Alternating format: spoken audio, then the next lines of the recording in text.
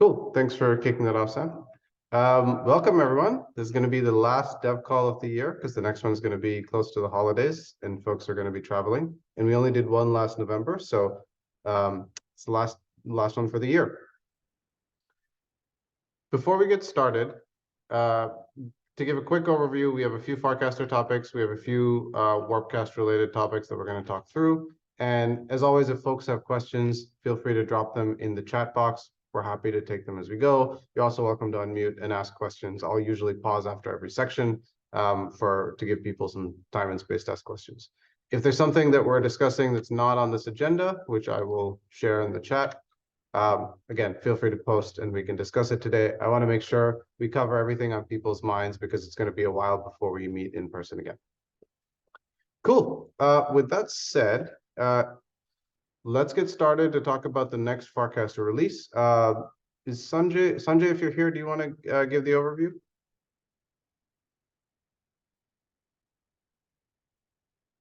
All right, cool. You might still be logging on. So let me do the update because it's fairly straightforward. We don't have any major updates planned for the December release. I think for the most part, we are working on things that are non-hub related, so things outside the developer experience. And so the hub itself, there might be a couple of bug fixes or minor updates. We'll bump the major version and the new release will happen on December 27th. I know that's bang in the middle of the holidays, but if you have auto upgrades turned on, your hubs will automatically upgrade. If you don't have auto upgrades turned on, you'll have 2 weeks, so well into the middle of January, to actually upgrade your Hubble instance. So hopefully everything just churns along smoothly there. But if there's any concerns about that or any questions or any things people want to see in the next release that's bothering them, now's a good chance to raise any concerns.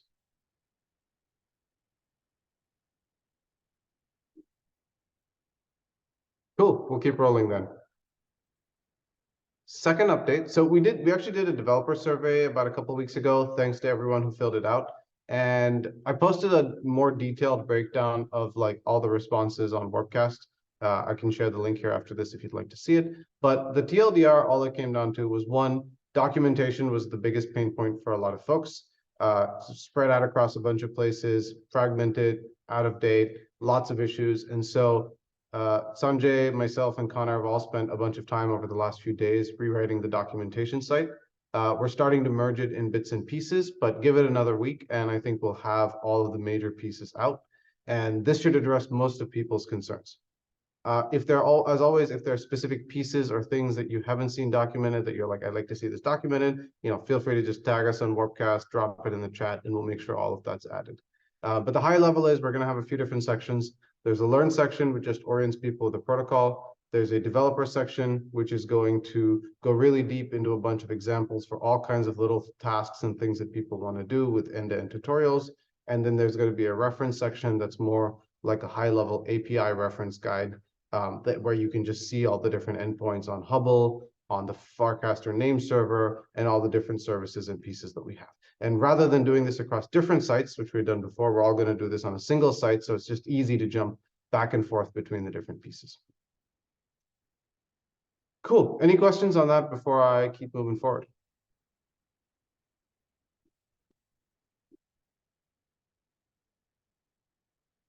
Okay, replicator issues.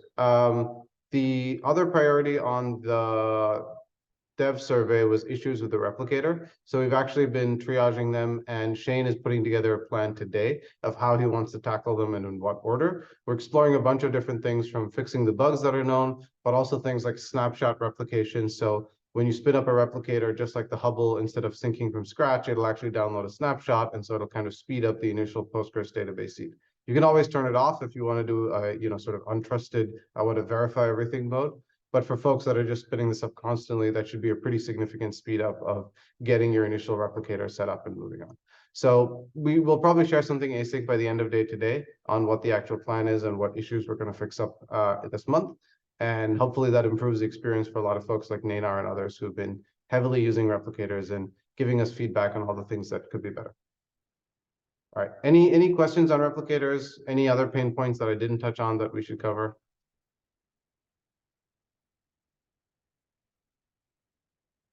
Okay, Zach, hopefully we will be fixing your bugs very soon. Appreciate your patience on this. All right, next up is Farcaster Connect.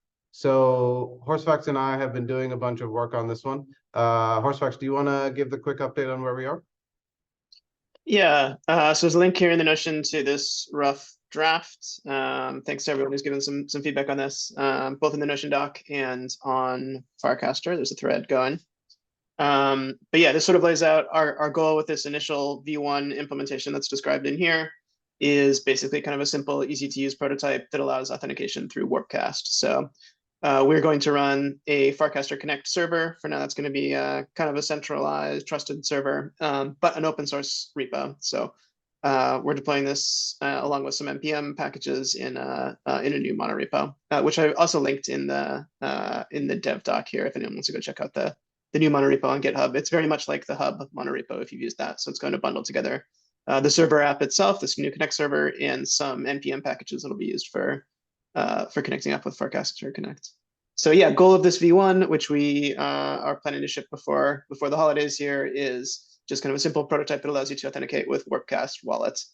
And then over time, we're going to evolve this into a V2, which will be more supportive of multiple clients and both sort of authentication, meaning log in with Farcaster, sign in with your Farcaster account, and authorization, meaning add signers to grant write access to multiple apps. So sort of progressively enhance and decentralize this this Connect server. So yeah, the design, we won't go over like the whole design in here, but if folks have feedback and want to read, check out this doc, please, and give us any feedback on that. And if you want to check out the server code, that is up and in public in the Farcaster org on GitHub now. Yep. Yeah, so just to reiterate on the timelines of how we're thinking about this. So overall vision for Farcaster Connect is it's a system for authentication and authorization. So there's two flows, authentication being proving that you have ownership over an account and then showing up somewhere else. So this is kind of like, you know, you're sign in with Google when you log into another website, and we'll call it sign in with Farcaster just to like, you know, map to that paradigm that people have. The other model is authorization, which is give an app access to my Farcaster account to do things on my behalf. That typically in the Web2 world, you see that as like connect with Google or connect with somebody where you get a flow and then the permissions that you're granting to this application. Obviously a little more intrusive, something you want to be more careful about. And that's the second flow. The state of the world today is we have authorization. That's what we call the connect signer flow. Obviously not super well named today, but that's basically what we want people to think about. It's like if you do a connect with Farcaster, you're giving an application a key and the application can post on your behalf. So since that exists in V1, we're not actually going to touch that yet. What we're going to do is focus on the authentication flow or the sign in with Farcaster, which does not exist today. There's no way to do that. And so there's no way to do just an async, cheap and easy, like check that this person has a Farcaster account. And so what we're going to build is a system. Again, won't go into the details of the designs, but we're effectively going to run a server that's a proxy server that will help front ends and mobile applications connect. So you can make an easy request to this proxy server. It'll generate a QR code for you, and you can show that to the client, and then the user's client will sign a message. And this signed message is proof that this user owns the Farcaster account. And it's also going to do nice things like give you the user's PFP and info so you can like show it very easily. And the idea behind this is we're going to both do the technical spec and the implementation of how this works, but we're also going to give you like a high level React SDK with like a nice little button that you can just throw on your website. So you can just go click that. You can literally just embed a React component, and the idea is it all works end to end, and you get some sort of callback when the user has completed their flow, which is this is the details about the user. So super nice experience. That we're hoping to get done in December and have a version that people can use. And then beyond that, there's two areas in which we want to improve it. So one is we want to extend that SDK to also support the authorization flow. Like right now, that's not super well documented. It's kind of in like a Warpcast API. It's custom, so we want to bring all of that back out. And then the second thing that we want to do is we want to make it so that this works with other clients as well. So right now in V1, this will be specific to Warpcast, just because we want to get something out quickly that works. But in V2, we'll make it so that anyone can plug into the Farcaster Connect server. And if you're building a client and you have the wallet and you have the user's actual recovery phrase or seed phrase in that wallet, you'll be able to do these actions as well. And you'll be able to connect to the FC Connect server, and the user can automatically route to you. So V1, which is just the simple, like add the authentication that this is the thing that everyone's been asking for. That will ship in December. And then V2 will have more clear timelines about when that's landing sometime in January. Okay, this is the second most requested thing in the dev survey. So this is top priority for us, and we want to make sure this lands quickly. Any questions on this? There's one in chat from Dylan. Is the idea for folks to build buttons and providers like Rainbow Kit on top of this, or for Farcaster to provide all of that out of the box? And I think the answer there is both. We'll provide sort of opinionated React SDK, probably a couple components, right? Something kind of like Rainbow Kit, hooks library, opinionated React based, but that will be easy to use for anyone building with React.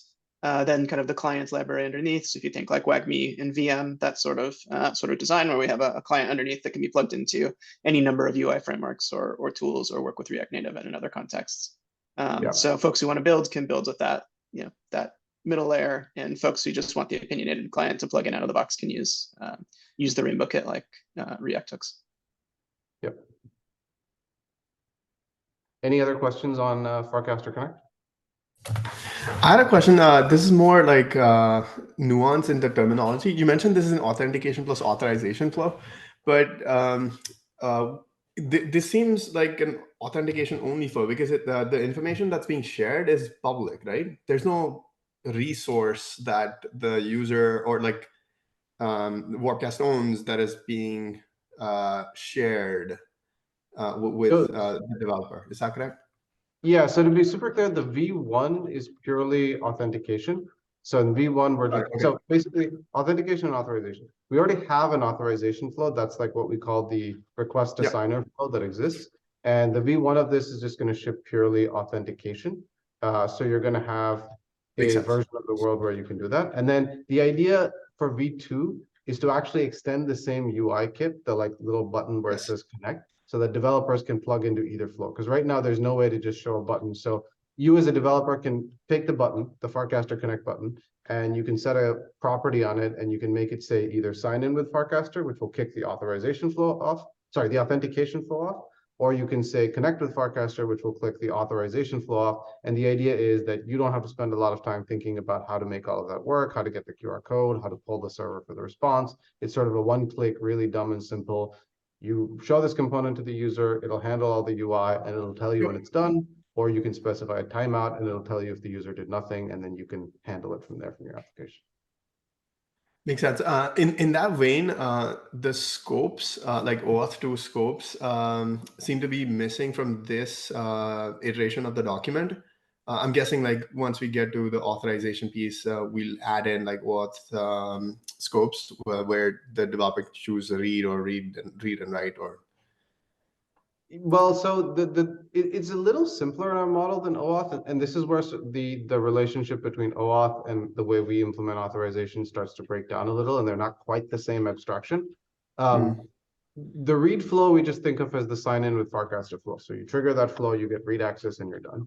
Then there's the write flow, which you can trigger, which right now there's just one permission level, it's write access.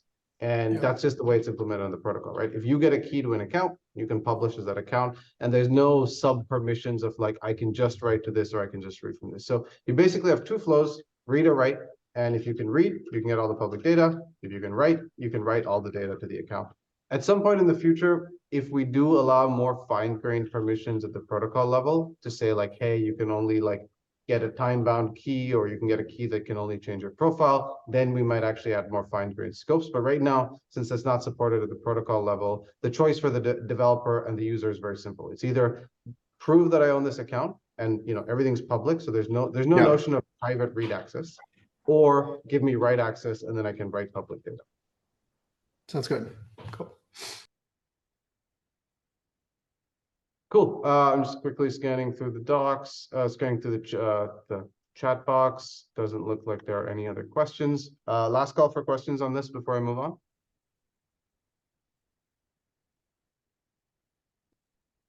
All right, cool. So we hope to have V1 shipped in December. People play around with it, and then we'll come back to you guys in the next call in January with timelines for V2 and what we're doing there. If anyone wants to beta test or try this out early for their apps, feel free to reach out to either Horsefax or myself, and we'll hook you up with an early beta.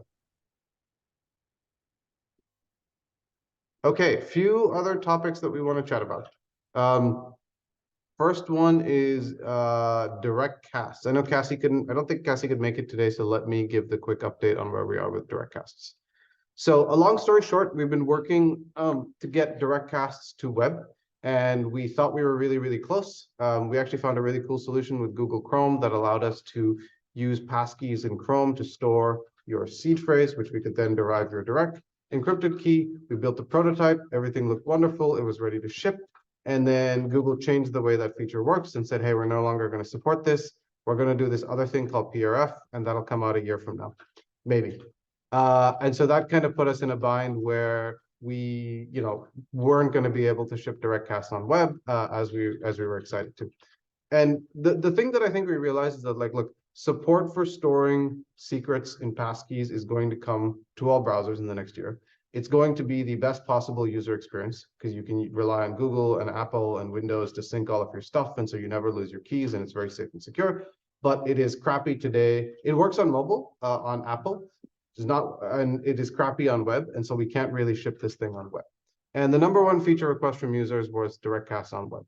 We ran a survey last week. You can see the results. Was like, would you rather have casts be encrypted and mobile only, or unencrypted and on web? And I think universally, like something like 75 to 85% of users were all in favor of launching it on web and then adding encryption later. And so that's the path we've decided to take. So we're going to be moving very quickly to launch unencrypted DCs on web. Again, ETA sometime in December. We're going to roll back the encryption, and we're going to launch this very quickly.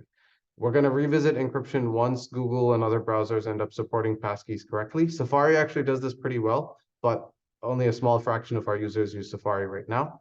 And so once Chrome supports it, you'll automatically see it trickle down to like Brave, Arc, and all of these Chromium browsers, and that should solve the majority of use case, and then we'll come back and we'll be able to launch encryption. We don't have a timeline on that. We're largely dependent on when Google ships their PRF extension to passkeys, and sometime next year is the best estimate we've gotten from the Borg so far. Cool. Any questions, thoughts, or concerns on that?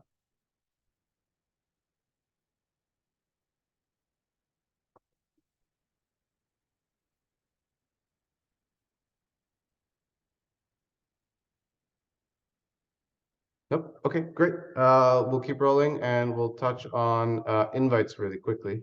So one thing that we're going to be launching, hopefully as soon as next week, is invite with warps. So this has actually been another feature that people have wanted. So this is going to be an option where you can invite a friend, and you can actually pay for their entire sign-up cost in warps, which does two really nice things. One is it's going to allow you to basically make their sign-up experience really, really smooth and easy. They don't have to worry about payment. They don't have to think about that screen. It'll just zoom them into setting up their account and the transaction. Two is it's also actually going to be a little bit cheaper because the transaction happens in warps and we sort of deduct your points. We don't actually have to do a credit card payment with Apple Pay, which means the cost is going to be a lot closer to like $8 than it is to $12, which we had to pad for the App Store costs. So it's going to be cheaper, and it's going to be easier for your users to sign up. So very excited to launch that soon. Any questions on that?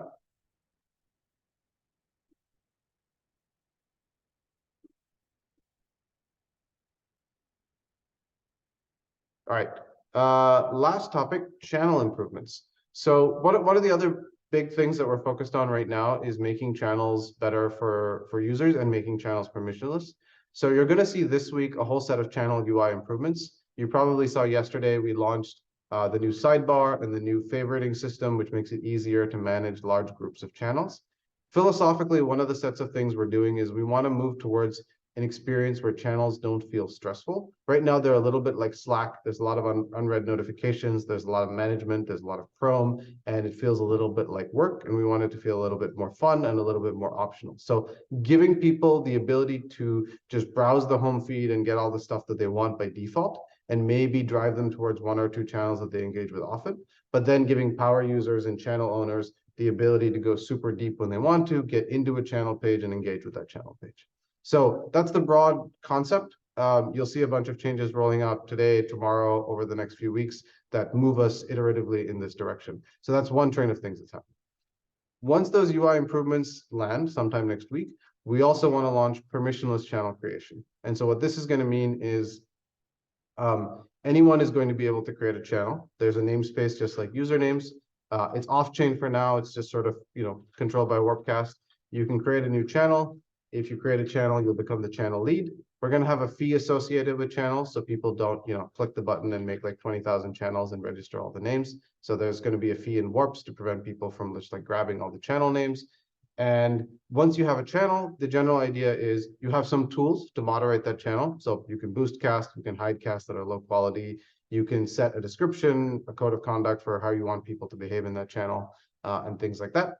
And it's kind of your space. You get to curate it, you get to grow it, you get to get people to follow it. And the general idea is that, like, if you make your channel interesting, you get more and more followers in the channel and directly to your content, and it becomes this interesting space for people to grow all kinds of sub communities. And because it's not permissionless, you can start football and soccer and any other competing channels that you would like to, and face off against all of them. Cool. That's the high level on channels. We will also migrate existing channels without leads. So one of the things we're going to do is, like, the new model is like, hey, every channel has a creator who's the implicit lead. The old model was we just created a bunch of channels and not all of them had leads. So if anyone here is interested in becoming the lead for an existing channel, let us know. We will try to find leads for all the channels that exist and appoint like a mod and give it over to them. And then the channels that don't have leads, they'll be up for grabs. So any new user who particularly wants to come in and say, I want to run this channel, can grab it, and anyone can start new channels and go from there.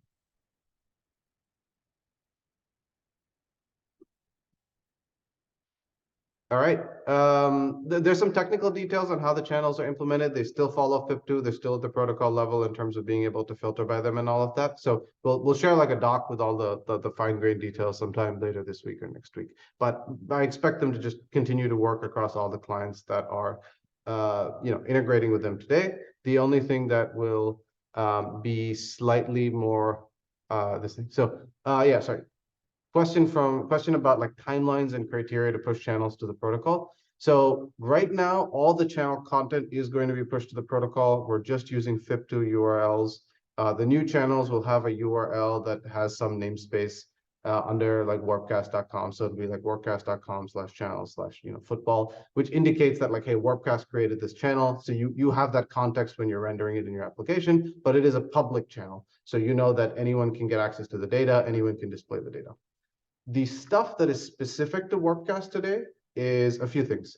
One is the boost and hide features that channel leads have. So any casts that are boost or hidden, right now they're just kind of done on on just our backend, and so those are not actually propagated to the protocol. The second thing is the leads themselves. That information is not at the protocol yet, so that's just at a Warpcast level. The way we're thinking about this is we've learned just through trial and error over the last year that, like, shipping new features at the protocol level is very expensive and also just ossifies the shape of the feature very deeply. And social features tend to evolve very, very quickly. So there's kind of a natural tension between those two. So what we want to do, the approach we want to take with channels, is iterate very, very quickly and get to a point where it feels like, hey, channels are working. This is the shape of the feature. These are the types of things we need to decentralize. And we have high conviction because lots of people are creating channels and lots of channels are becoming more and more active. Once we get to that point, we want to take a step back and bring all of this down to the protocol level and actually implement it in a way so that all the subtle details about, like, what's being tagged by the admins, what's being tagged by the leads, all of those are available for other clients as well. So to summarize, everyone is going to be able to display all of the content in channels.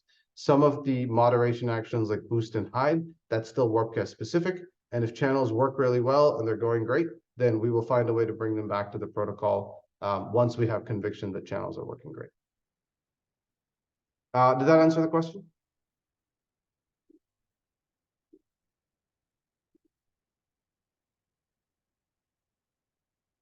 Cool. Update on DAP Node packages. So we have a call out for if anyone wants to help update the DAP Node packages. We haven't prioritized it yet. It's been a decent chunk of work and it's not the #1 thing that we're focused on right now. So I don't think we have a timeline to do it, but if anyone in the community wants to step up and pick it up, we're happy to be supportive. We want to be super focused on Docs, Farcaster Connect, and Replicator for the rest of December. And if this hasn't done by January, we'll come back and revisit the DAP Node packages. The other thing is the number of hubs has actually grown dramatically over the last few weeks since we've started doing Warp rewards for hubs. I think last time I checked, there were like 150 to 200 hubs. So we're basically in a very good place with decentralization and replication of data. And so barring something terrible happening there, we're probably going to spend less time on getting hubs easier to run because it seems like they're fairly easy and lots of people are able to get it up. And we're going to spend a lot more time on the DevX of like building apps, which is where I think most people have a lot of pain points today.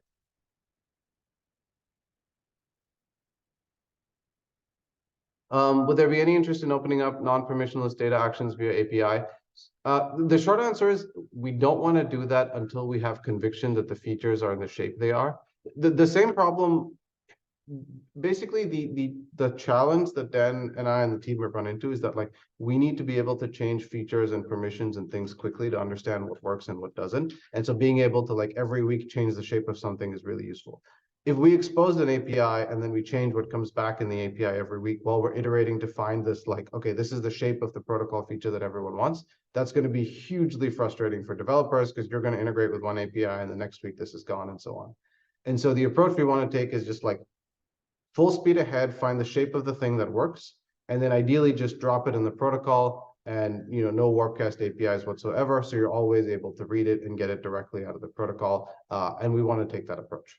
I know it's a little frustrating where there's like always this gap between like when Warpcast has it and when the protocol has it.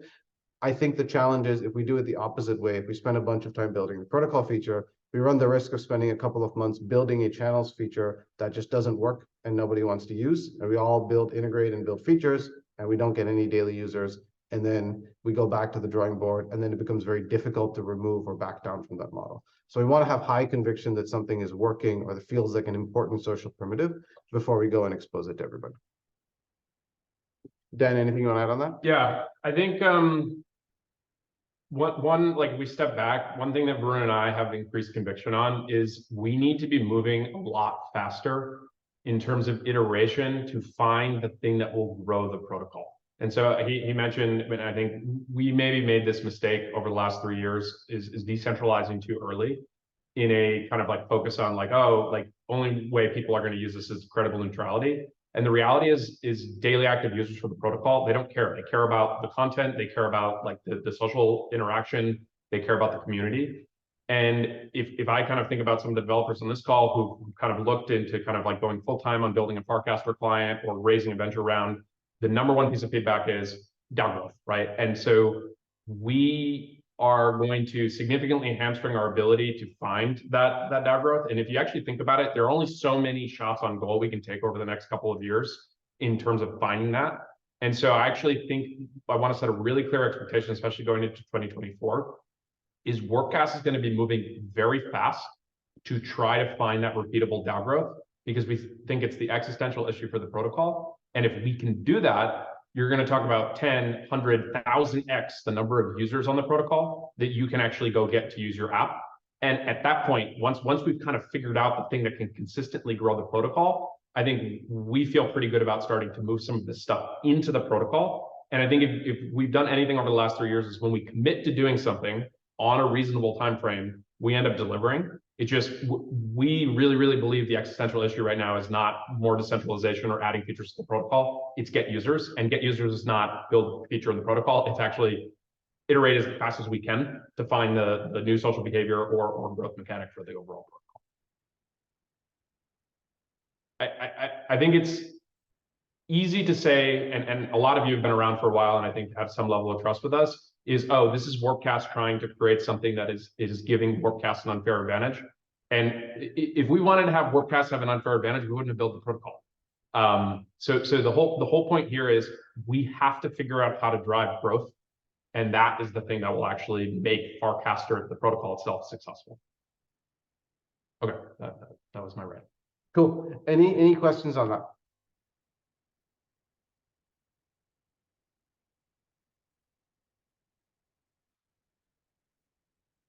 All right, no questions. We will get to the closing notes for the meeting. So shout outs. There were way too many interesting, important things that happened over the last month for me to even keep track of, but appreciate everyone who has opened bug reports, who has given us feedback on things that broke in the app, who has made PRs to the repos to fix issues with the replicators and elsewhere. So really appreciate all the help there.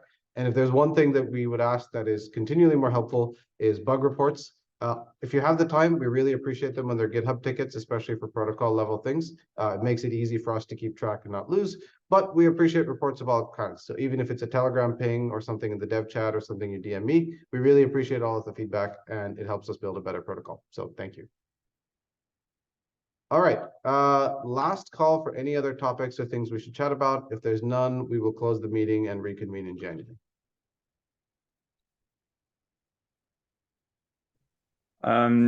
So I would like to mention a potential issue with images, because I don't have much data on it yet, but at some point, a lot of Supercast users couldn't load the images that were uploaded to Imgur through Warpcast. And we had to, like, Sanjay helped me with using Warpcast Cloudinary as a fallback. But yeah, I just wanted to mention this, that this may be a potential once, like, you know, some non-Warpcast app gets more usage, maybe Imgur maybe it's going above Imgur rate limits. But yeah, don't have much data on it, just wanted to mention it on the dev call. So maybe others notice or know more as well. Cool, that's super helpful. If you have, and maybe Sanjay already knows this, but if you haven't shared this already, if you could share like an instance of the error and the API response and the error rate and so on, we can kind of take a look at what's happening. Our general model for content is we upload everything to Imager. They make it available within some reasonable rate limits. Apps can render that to their users. And then, you know, if you have an app that's got like thousands and thousands of users and you want better performance, you can get it and cache it in your own Cloudinary or Cloudflare instance and then redeliver it to your users for better performance. But if you are seeing errors, just like basic loading, even at like low volume, let me know what that is, and we can take it from there. Awesome, thank you. Just wanted to mention that. Yeah. Cool. Great. Thank you everyone for coming today, and we will see you all in January. Have a good holiday season, since we won't see you before then.